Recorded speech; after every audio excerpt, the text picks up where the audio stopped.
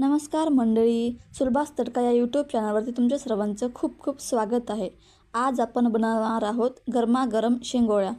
त्यासाठी सगळ्यात अगोदर आपल्याला एका ताटामध्ये 1 वाटी ज्वारीचं पीठ, अर्धी वाटी गव्हाचं पीठ आणि 2 चमचे बेसनचं पीठ, हळद, लाल तिखट आणि चवीनुसार मीठ घ्यायचं आहे।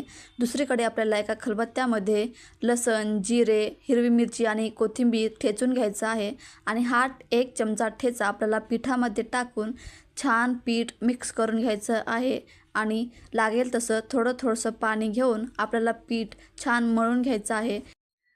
हे पीठ जास्त मऊ किंवा जास्त घट्ट असं मळायचं नाही आहे, तर आपण चपातीला जसं मळतो तसंच मळून घ्यायचं आहे। इथे आपलं पीठ मळून झालेलं आहे, तर आता आपण या पिठाचे शेंगोळ्या बनवून घेऊया।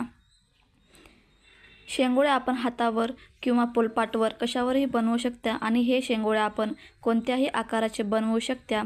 मी इथे 4 अशा आकाराचे शेंगोळ्या बनवून घेते।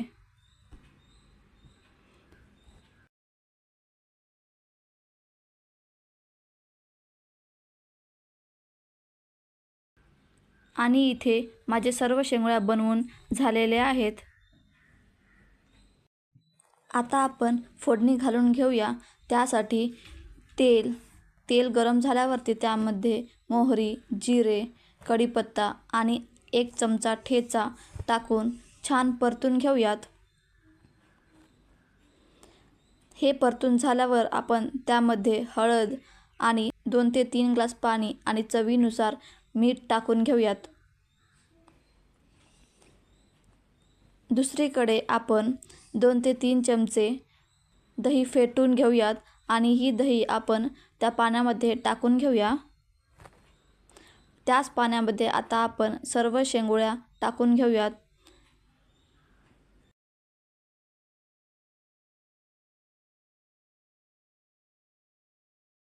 आता आपण हे शेंगोळ्या 20 ते 25 मिनिटे छान शिजवून घेऊयात।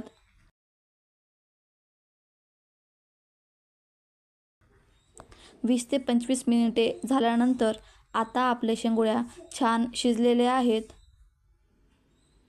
तयार आहेत आपले असे गरमागरम शेंगोळ्या। तर आता आपण हे शेंगोळ्या एका बाउलमध्ये काढून घेऊयात। रेसिपी आवडल्यास व्हिडिओला लाईक, शेअर आणि सबस्क्राईब नक्की करा।